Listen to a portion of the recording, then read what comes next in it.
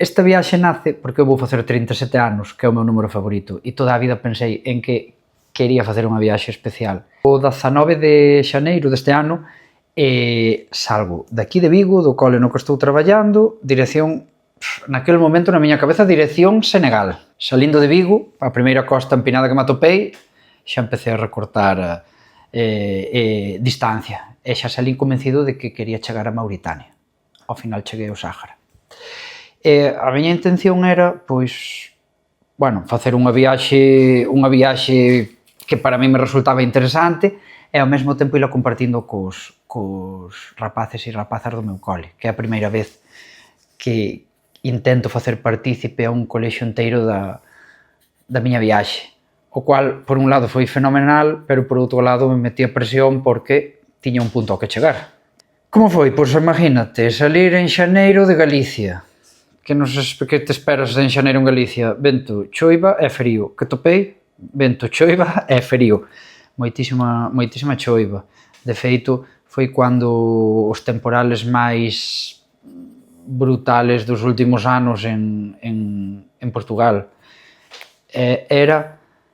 Foi moi espectacular pedalear, que sona un pouco feo, pero pedalear polo medio dunha zona devastada, porque estamos acostumbrados a ver ese tipo de cousas na tele, pero claro, é moi diferente ver unha zona devastada na tele a estar cruzándoa, porque te pon tamén en contacto co drama humano, porque te quedas moitas veces nos danos materiais e non tanto nos dramas humanos, e, bueno, eso foi o que marcou a primeira parte da viaxe, o clima. Unha cousa da que me din conta e me chamou moita atención foi que todo o norte de Portugal eu non fun consciente de cruzar de Galicia a Portugal porque me seguía sentindo nun sitio no que a vexetación era igual, a xente falaba moi parecido, a comida era prácticamente a mesma, o bosque que me rodeaba era o mesmo, e, sin embargo, cando cheguei ao sur de España, estando no mesmo país, sí que sentín que realmente todo era diferente, porque cambia a comida, cambia como se comporta a xente, cambia o acento, cambia como é o monte, cambia todo. Entonces, realmente era moi curioso como me sentía máis en casa en outro país, como era Portugal, que no mesmo país, como era o sur de España. E que te atopas cando chegas ao Sáhara? Que é o que te atopas? Imaginábalo así? Como encontras? Mima, antes de chegar ao Sáhara, é unha pregunta que me fan os nenos, é así, como cruzabas por la arena con la bici por las dunas? Pois, hoxe polo Sáhara cruzache unha carretera de 4 carriles mellor que a autovía do Berbés. Eu que me esperaba, que nos esperamos? O mítico deserto de dunas, e antes de chegar a ese deserto de dunas tes centos de kilómetros de deserto de pedras. Entonces, claro, realmente xa estás no deserto a nivel clima e a nivel paisaxe, pero son pedras, non son as montañas de area fina que te imaginas cando pensas no deserto. Entón, como eso foi como o que máis me distaba da miña idea do Sáhara. E si que recordo, esta é verdade, foi moi emocionante. Cando cheguei a esa paisaxe xa con dunas, a primeira duna, que subín e desde a cima podías ver todo o deserto rodeado de dunas, como arrodilleime ali, estuve como unha hora mirando e flipando con sentimento que tiña de, tío, lograáchelo, era como, supoño, cando a xente ten así un soño, non me pasara nunca, e mira que fixen outros viaxes tamén moi guais, pero nunca tuvera un sitio ao que chegar. Eu collía a bici e iba daqui a lá. Pero haber salido de Vigo e chegado a esa meta que me puxera era como cumplir un soño, nunca cumplir un soño. Entonces foi moi guai, estuve como unha hora así medio choromicando e simplemente mirando para o deserto. E foi emocionante, porque además estar solo, esa sensación de mirar ao teu redor e todo o que che abarca a vista, sabes que non hai nada, nin nadie,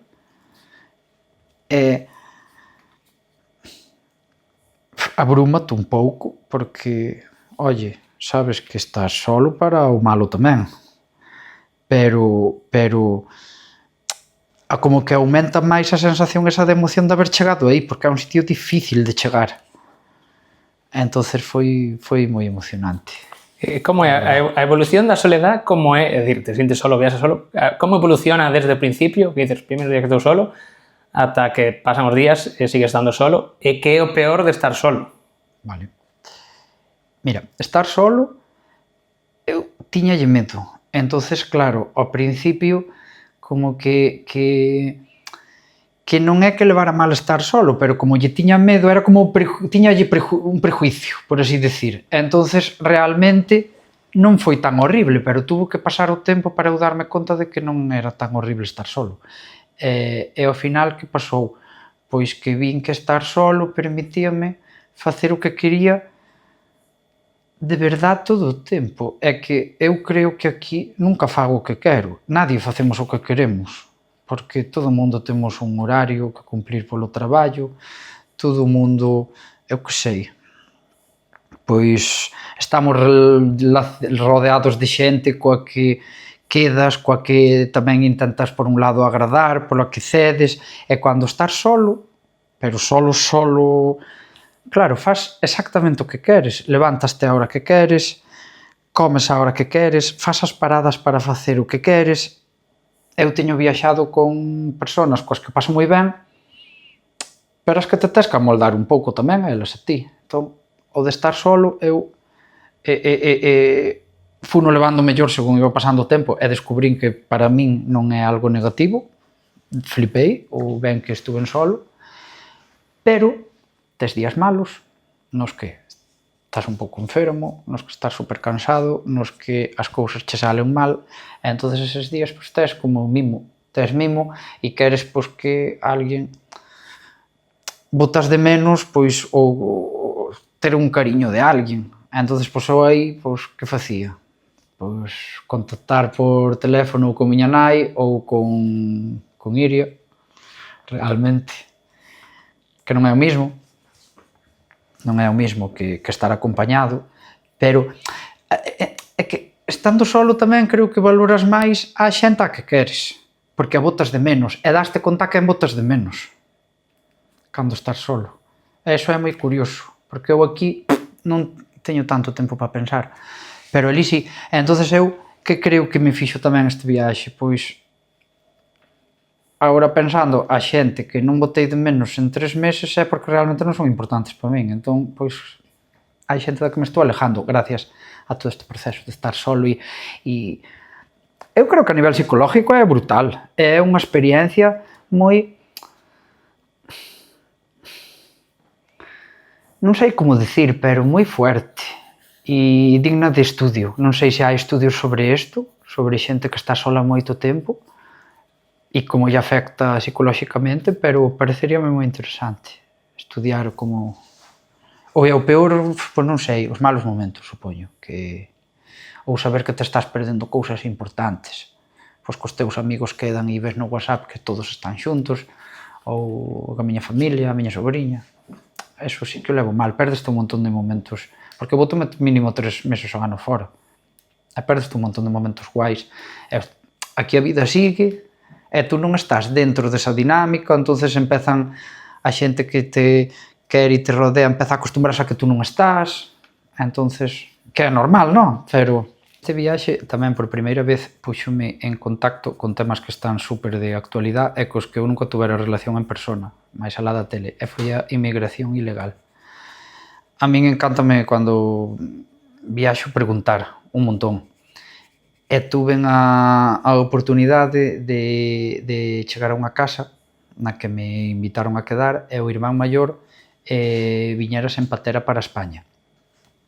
E agora o irmán pequeno quería tamén coller unha patera e virse para España. De feito, foi me ensinar de onde salen as pateras e toda esa historia. E chamoume o irmán maior por teléfono e poden falar con el e facerlle preguntas do tema, o que sei, pois, quanto lle cobraron por cruzar, como foi chegar a España, e el definía toda a experiencia como algo horrible, e el estaba intentando convencer ao seu irmán máis novo de que non se viñera para España, porque claro, alá tamén hai como un traballo das mafias por venderlles ou virse a Europa ou a España como algo maravilloso, porque ao final o que queren é que veñan e unha vez que cruzaron, arréglate. Entonces véndenlle pois unha experiencia que non é real para facer diñeiro. Entonces foi moi interesante falar con este chaval que vive en Andalucía, e despois tamén me atopei grupos pequenos de xente de Costa de Marfil vindo cara ao norte. Estes atopeimos xa no deserto, no medio da nada.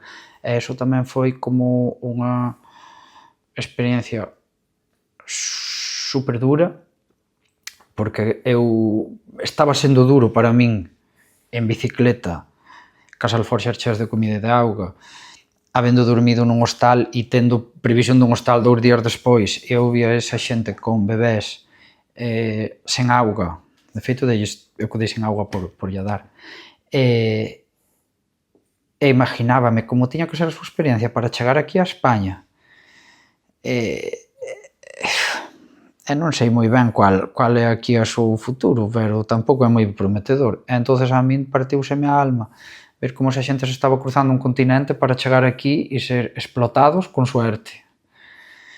Entonces, claro, non é que me fixera cambiar a miña idea que tiña sobre a inmigración, máis ou menos eu xa me imaginei que era así, pero non é o mismo nin isto nin nada velo a través dunha pantalla que estar ali, sabes? E velo e ver esa xente e poñerlle cara e falar con eles. A min é algo que me facía sentir como super pequeno, porque eu digo, como veña cá, como che podo axudar? Pois non sei.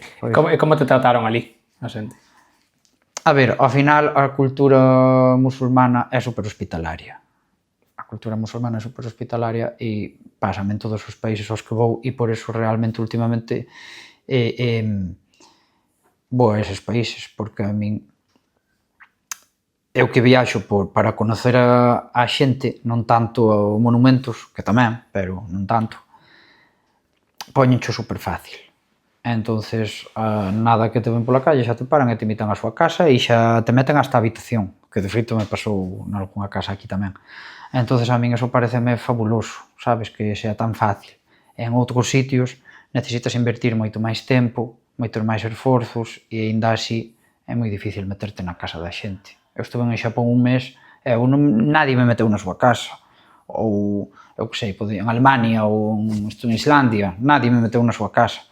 Entonces ao final como que me parece a forma máis fácil para conocelos.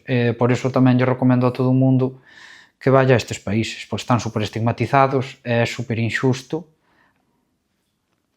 como que nós creemos, expectativa versus realidade, pero aquí é ao revés, é dicir, o que te atopas é moito mellor do que te esperas.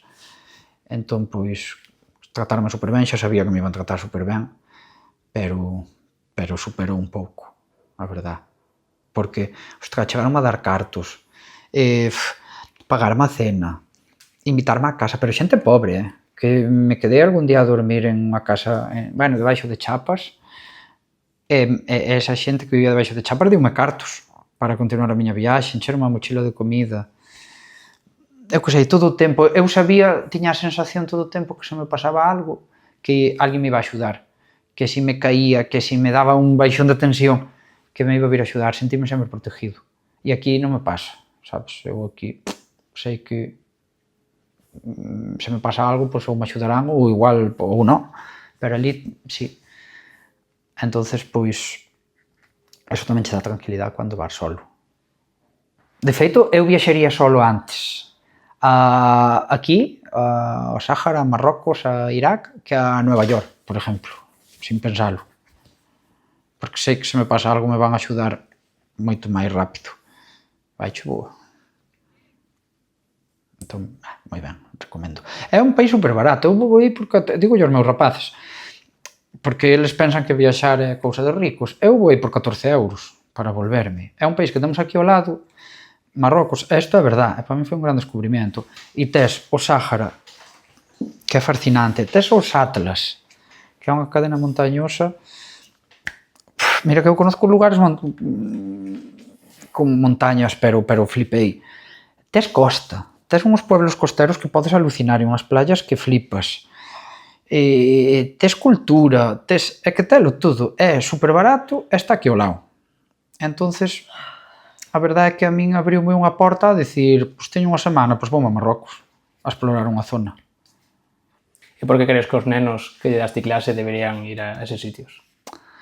Creo porque nos coles temos moitos nenos de Marrocos e dá unha sensación de que non hai un conocimiento real deste país que está aquí ao lado e limita con, eu creo que conocemos moito máis Portugal ou Francia que Marrocos, ou como que nos sentimos máis cercanos, e ao final somos veciños igual. Entonces, pois, eu creo que está ben no cole aproximalos un pouco tamén a Marrocos, porque hai moita xente de Marrocos vivindo aquí, entón xa só por convivencia pacífica, cuanto máis conozas o veciño, pois mellor. E, bueno, racismo, xa non que vou decir, pero tamén creo que hai bastante. Entonces creo que se os conoceremos un pouco máis habería menos racismo. Sí, sin duda, porque é que é imposible volver dunha viaxe así e sen ter racismo cara a eles. É imposible, unha xente que che axudou todo o tempo, que te invitou á súa casa. Hubo coches que paraban para preguntar se estaba ben e darme agua e darme comida. Eu que sei, hasta a policía. Que aquí eu intento evitar un pouco o contacto ca policía porque hai certos prejuicios a veces. Ali hasta a policía era agradable. Entonces, pois creo que sí, que se o visitáramos máis, pero non ir a Marrakech al zoco, non. Ir por ali e perderse por ali. Home, que ir a Marrakech está ben se te gusta, non? Pero... Estás en contra, entón, dos viaxes del monumento. Monumento, foto, a ver, non, monumento, eu foto. estou a favor de algo que lle digo moitos rapaces, de cada un busque a súa motivación para viaxar. E a túa motivación para viaxar non pode ser ver a un influencer que ao mellor non ten nada que ver contigo e que sube fotos deste monumento e que tú vais como un pailán a ver o que foi ver ese chico ou ese influencer e sacarte unha foto para tú tamén subir as túas redes. Non, se tú és unha persona que che gusta a música, oye, pois explora o folclore da zona, que é super interesante. Que a ti che gusta a montaña, pois vaite a facer rutas por ese... Que a ti che gusta comer ou a gastronomía, pois pareceme super interesante os viaxes gastronómicos. Ao final, eu creo que cada un ten que buscar que lle mola e adaptar os viaxes a eso. E creo que os viaxes en masas, todo o mundo fai o mismo, ao final volves do lugar, non conoces nada, ao mellor levaronte a ver iglesias e a ti as iglesias importanche un nada, entonces pois é o que me fai estar un pouco en contra dos viaxes de masas, que todo o mundo vai ver o mismo e facer exactamente o mismo. Non, tío, busca o que a ti te motiva e explora esa parte. Digo eu, ademais é moi curioso, porque é algo como vicioso, é algo que che vai a gustar de verdade e que te vai a certa parte a acercar á cultura. Ir ver un monumento son un montón de datos. Eu fixen moitos free tours e a verdade é que están moi guais, pero se me preguntas agora é que non me acordo ni un solo dato de ningún dos que fixen. Entonces ao final dis tú, vale, sí. E sin embargo, se me preguntas pois agora sobre folclore marroquí, que estou yo metido nesas cosas, pois podería dicirche un montón de cousas. Entonces, bueno, oye, pois creo que eso, que cada un debe buscar por que quere viaxar ou que lle molaría e tirar por aí. Está ben. Bueno, está bastante interesante, eu creo que pouco cortaría. Bueno, fai conclusión, se queres, da viaxe, de cal era o objetivo, si o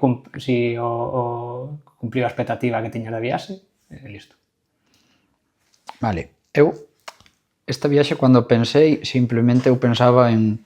Non tiña ningún obxectivo. Pensaba en cubrir un terreno que era de Vigo a Senegal, porque de Senegal para baixo xa estivera ca bici, entón, bueno, pois, quería simplemente marcar unha línea aí no mapa.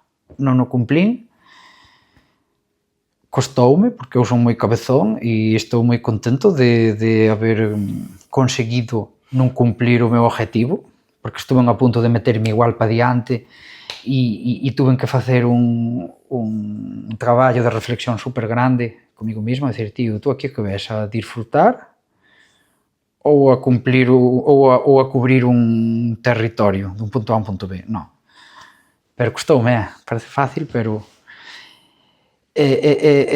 cumplín o obxectivo da viaxe? Pois eu supoño que sí, porque ao final veño super contento, veño, non vou dicir cambiado, pero é que a min cada viaxe sepárame máis da sociedade, creo.